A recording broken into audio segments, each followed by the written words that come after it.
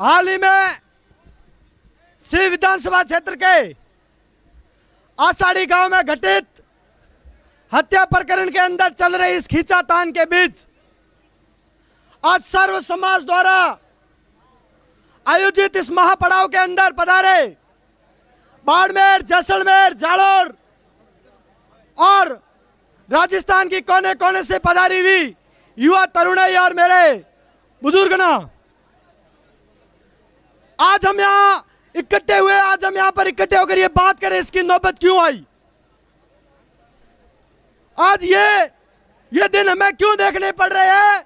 एक वक्त वो था जब सर्वे सर्वा हम थे और आज एक वक्त है जब उस कैटेगरी में हम आ गए हैं कि जहां न्याय लेने के लिए भी हमें रोना पड़ रहा है, दर दर भटकना पड़ रहा है। इन चीजों की नौबत क्यों आई, यह सोचने का विषय है। आज कुछ तथाकथित स्वघोषित दलित नेता मंच के ऊपर खड़ा होकर कहते हैं कि इन राजपूतों ने इस देश के लिए क्या किया, इन राजपूतों ने हमारे साथ हमेशा अन्याय किया है, इन राजपूत फलाना ढीकड़ा, ऐसे ऐसे शब्द लिखते हैं सोशल मीडिया के ऊपर या मंचों के माध्यम से कहते हैं, जिनको इस मंच से कहने के लिए भी मुझे शर्म आ रही है।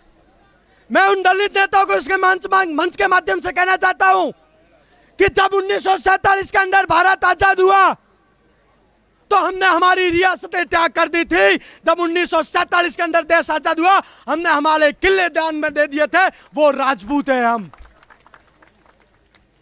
जब देश की आजादी के बाद देश के सर्वांगीण और देश के विकास के लिए संविधान गठित करने की बात आई तो संविधान सभा के अंदर सबसे पहले अगर किसी हामी भरी थी तो हमारे राजपूत समाज के वहां पर हमारे नेताओं ने और हमारे राजाओं ने उस संविधान को स्वीकार किया था। तो हम इस देश के बुरे कैसे हो सकते हैं। विदेशी आक्रांत आए उनसे भी हम लड़े। देश को जरूरत है किलों का त्याग, रियासतों का त्याग भी हम करें। देश को चलाने के लिए संविधान अगर दिया जाता है तो उसको स्वीकार भी हम करें और सामंत भी हम कहलाए और दर दर आज न्याय के लिए भी हम भटके। ये कहां की बात है साथियों। आषाढ़ी के अंदर ये घटना घटित होने का आज क्यों हुआ। पिछले लंबे समय से हम देख रहे हैं बाड़मेर या पितू राजस्थान के अंदर कई ऐसी घटनाएं सामने आई जहां पर SC/ST एक्ट का दुरुपयोग कर हमारे साथियों को फंसाया गया। और कुछ हमारे नेता हैं, मैं किसी नेता विशेष का नाम नहीं लेना चाहता हूं, कई बार यह चर्चा आई है कि हमें उनके वोटों की जरूरत पड़ेगी। क्या हमारे वोट नहीं है क्या। मेरे चौटन विधानसभा के साथी यहां पर बैठे हैं, मैं आप सबसे पूछना चाहता हूं, आप चौटन विधानसभा में इनको वोट नहीं देते हो क्या। जैसलमेर विधानसभा के साथी बैठे हैं, मैं उनसे पूछना चाहता हूं क्या आप जैसलमेर विधानसभा में इनको वोट नहीं देते हो क्या। हमारी वोटों की कोई वैल्यू नहीं है। कल एक हमारे मोर्चरी के बाहर एक युवा खड़ा होकर मंच के ऊपर कह रहा था कि हमारे साथ तो इस प्रकार का अन्याय हो रहा है कि हम जोधपुर विश्वविद्यालय के अंदर पढ़ने के लिए जाते थे तो हमारी कॉपियां फाड़ दी जाती थी।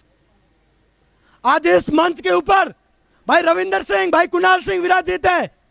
और यह उदाहरण आपने देखा होगा कि जब जब जोधपुर विश्वविद्यालय के अंदर हमारा प्रतिनिधित्व बैठा है तब तक विद्यार्थियों के काम हुए।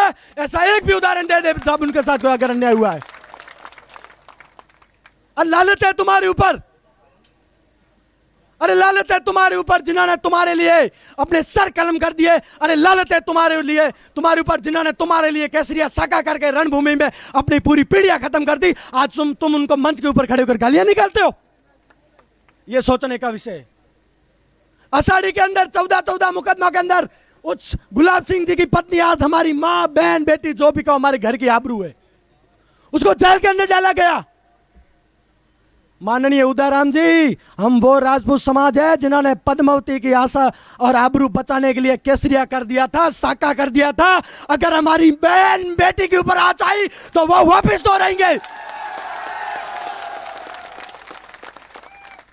हम उस महाराणा प्रताप के वंशज हैं, हम उस वीर दुर्गा दास के वंशज हैं जिन्होंने दलितों के उत्थान के लिए कार्य भी किया था, उनकी रक्षा के लिए अपने प्राण दिए थे। लेकिन जब भी बात समाज के लिए आई थी ना तो केसरिया रक्त पानी की तरह बहा दिया था। हम उनकी औलादे हैं, जरूरत पड़ी तो आज भी ये हिम्मत रखते हैं।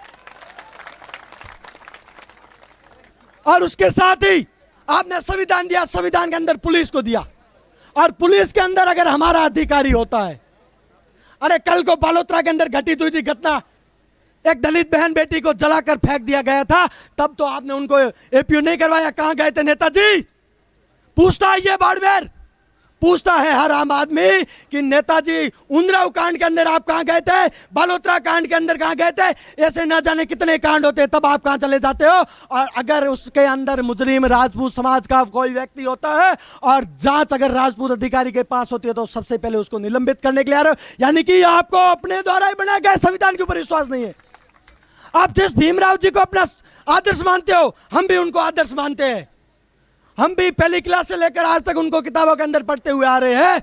अगर उनके द्वारा बने गए संविधान के ऊपर भी आपको यकीन नहीं है तो उनको आदर्श कहने का आपको कतई अधिकार नहीं है। मैं अंत में केवल इतना ही कहना चाहता हूं कि आंधियों की जिद है जहां बिजलियां गिराने की, आंधियों की जिद है जहां बिजलियां गिराने की, हमारी भी जिद है वहीं आसिया बनाने की। उसूलों पर आस आए तो टकराना जरूरी है और जिंदा हो तो जिंदा नजर आना जरूरी है। भारत माता की जय, वंदे मातरम।